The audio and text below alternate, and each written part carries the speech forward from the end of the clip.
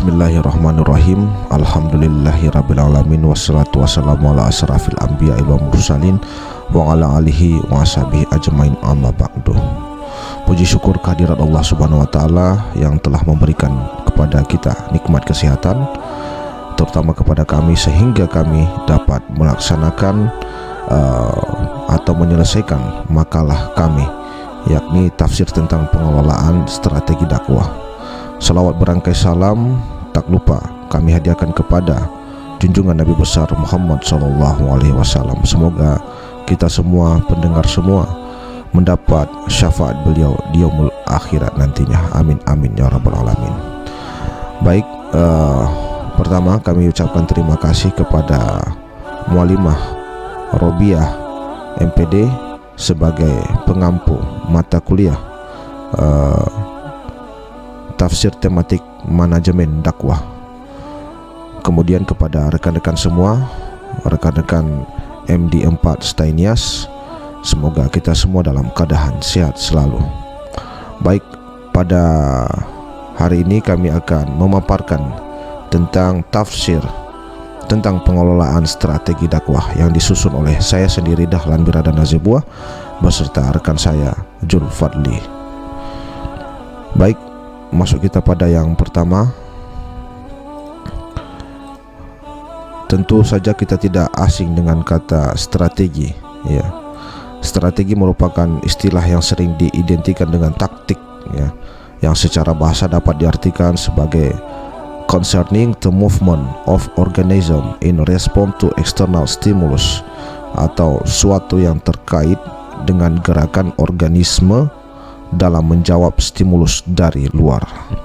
Sementara itu, secara konseptual, strategi dapat dipahami sebagai suatu garis besar haluan dalam bertindak mencapai sasaran yang telah ditentukan. Strategi juga dapat dipahami sebagai segala cara, daya untuk menghadapi sasaran tertentu dalam kondisi tertentu agar memperoleh hasil yang diharapkan secara maksimal.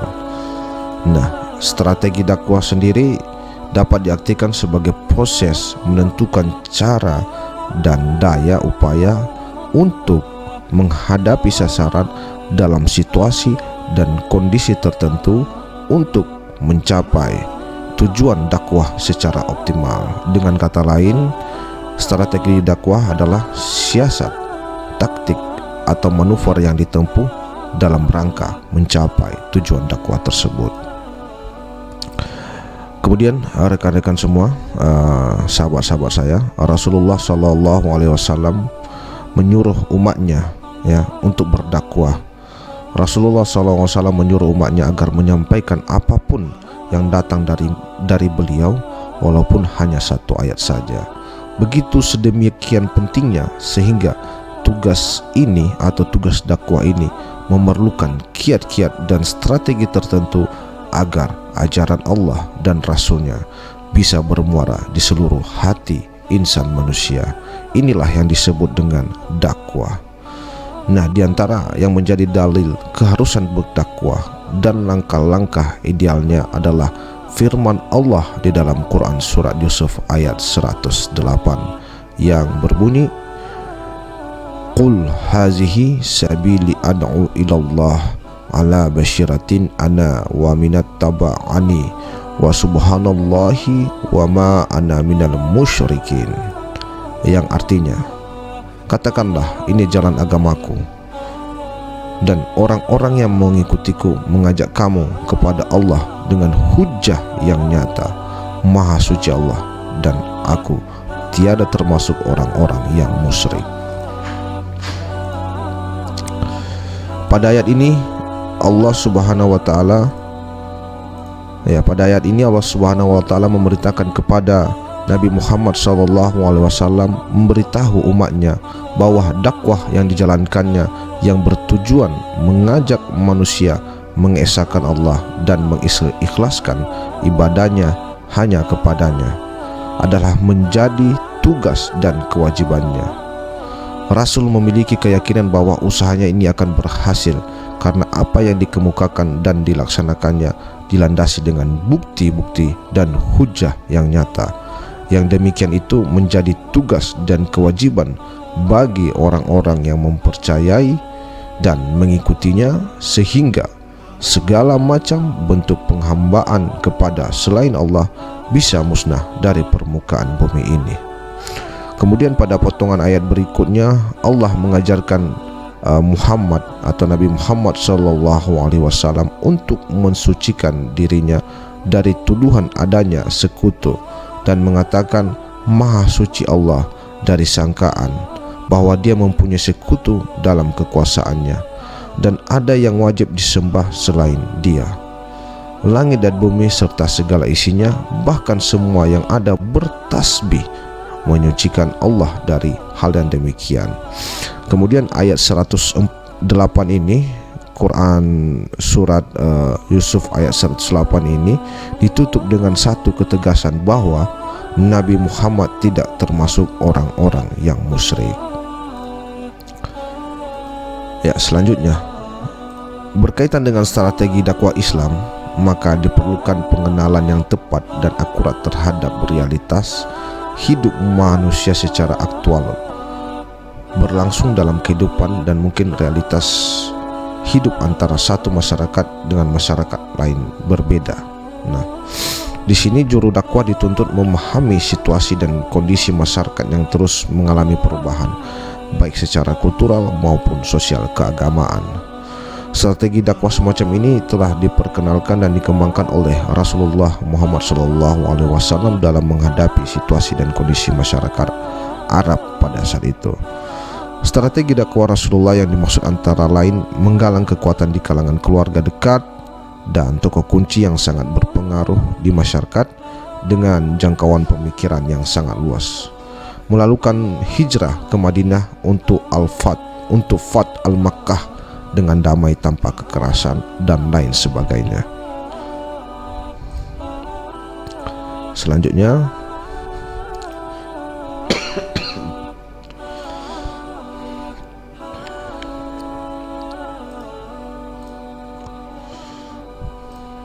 jadi suatu strategi tidak bersifat universal.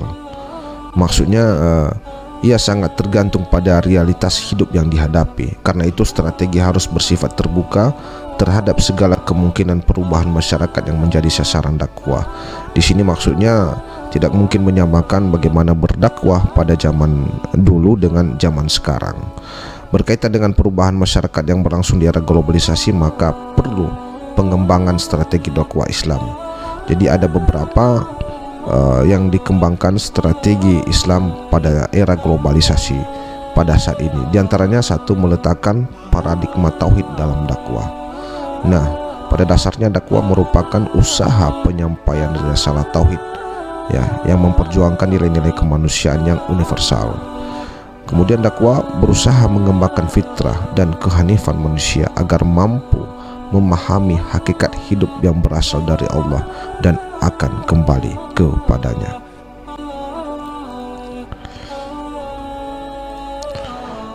Tauhid merupakan pesan yang sama diterima Nabi Adam, ya, yang diterima Nabi Adam alaihissalam ketika turun ke bumi. Pesan itu juga diterima Nabi Nuh alaihissalam, Isa alaihissalam, Ibrahim alaihissalam, hingga ke Nabi terakhir yakni Nabi Muhammad SAW.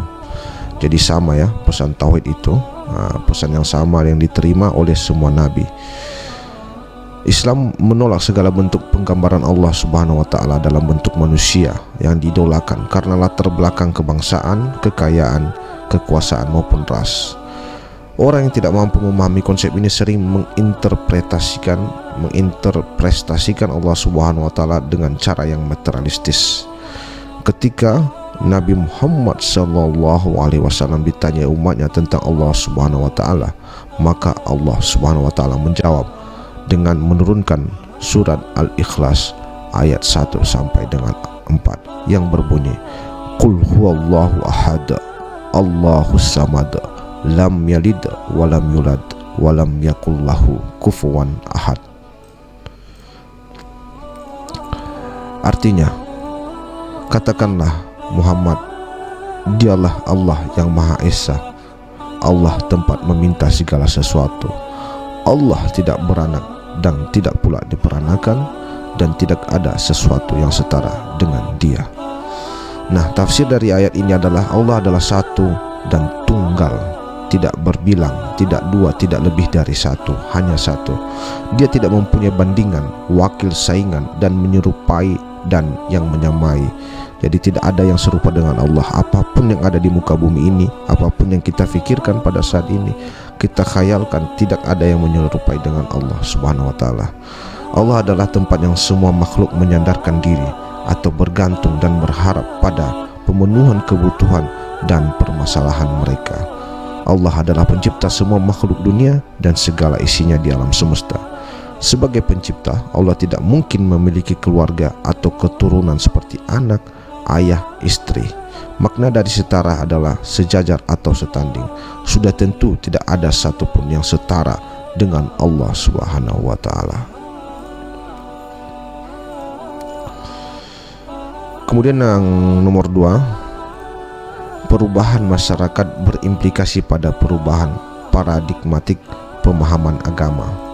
Nah, dakwah sebagai gerakan transformasi sosial sering dihadapkan pada kendala-kendala kemapanan keberagamaan, seolah-olah sudah merupakan standar keagamaan yang final sebagaimana agama Allah. Oleh karena itu diperlukan pemikiran yang inovatif, kreatif, yang dapat mengubah kemapanan pemahaman agama dari pemahaman yang tertutup menuju pemahaman keagamaan yang terbuka. Nah, jadi tidak mungkin disamakan antara bagaimana zaman kemarin dengan zaman sekarang. Jadi kita harus berinovasi dalam berdakwah ini. Jadi jangan tertutup tapi terbuka. Tidak hanya saja tetap menjaga supaya tidak lari dari norma-norma koridor-koridor dalam Islam.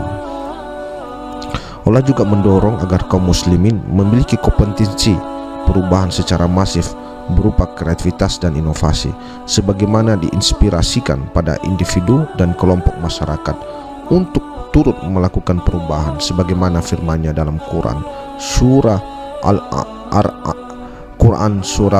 Ar-Ra'd ayat 11 yang berbunyi, lahu muaqibatum min baini yadayhi wa min khalfihi yahfazunahu min amrillah innallaha la yurayyiru ma biqaumin hatta yurayyiru wa ma yurayyiru ma bi anfusihim wa iza aradallahu biqaumin su'an fala maradallah wa ma lahum min dunihi miwal. Artinya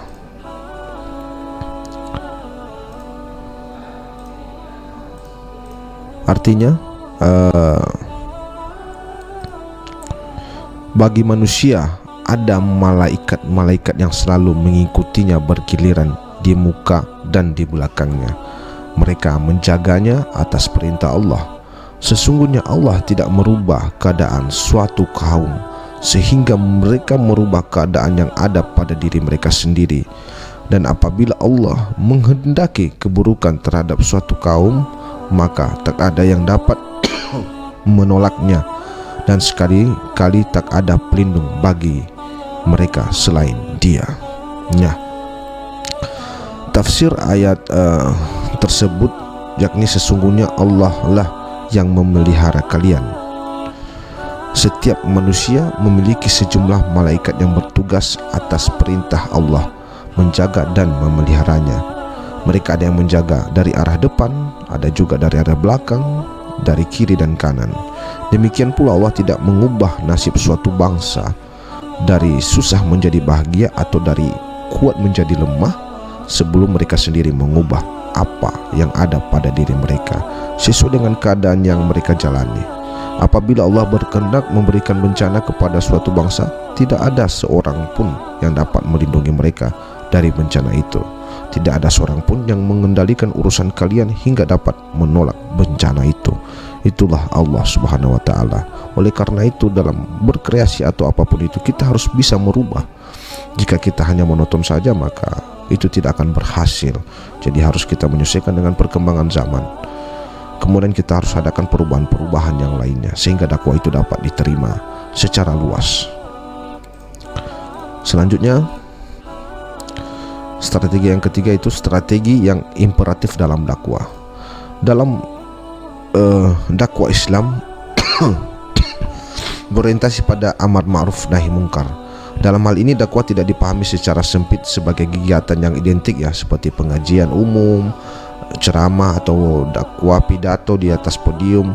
Lebih dari itu, esensi dakwah sebetulnya adalah segala bentuk kegiatan yang mengandung unsur amar ma'ruf nahi mungkar.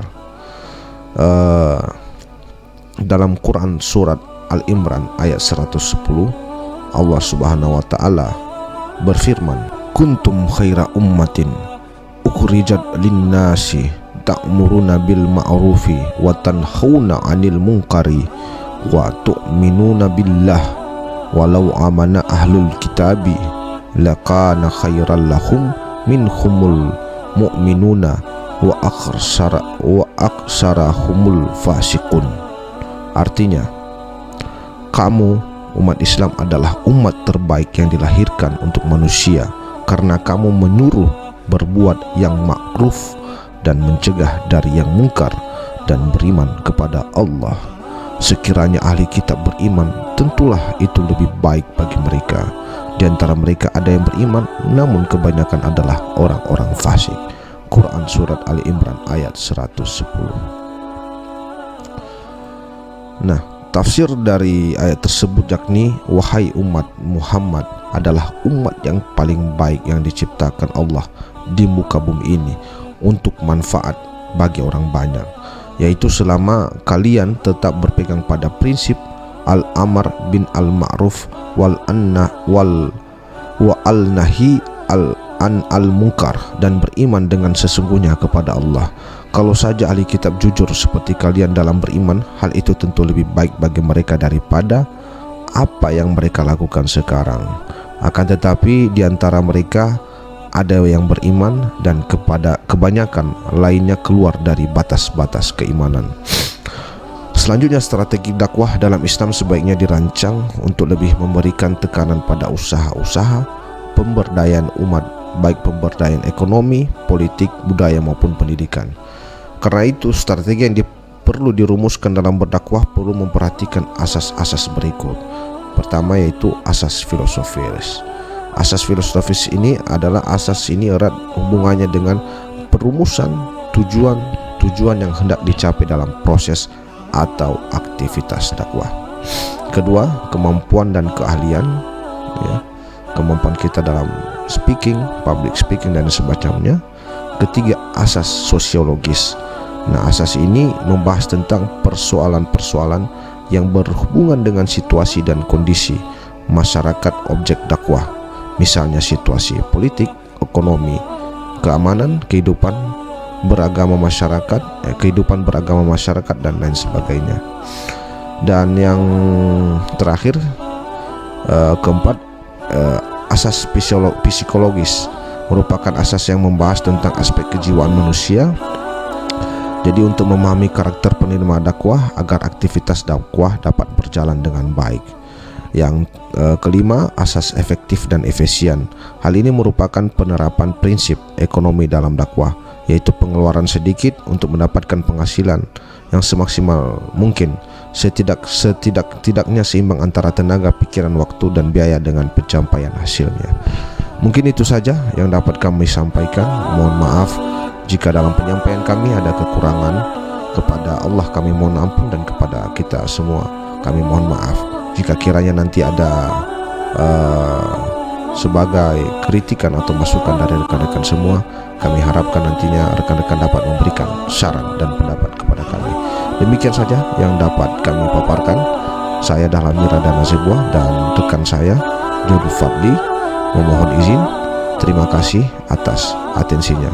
Wassalamualaikum warahmatullahi wabarakatuh.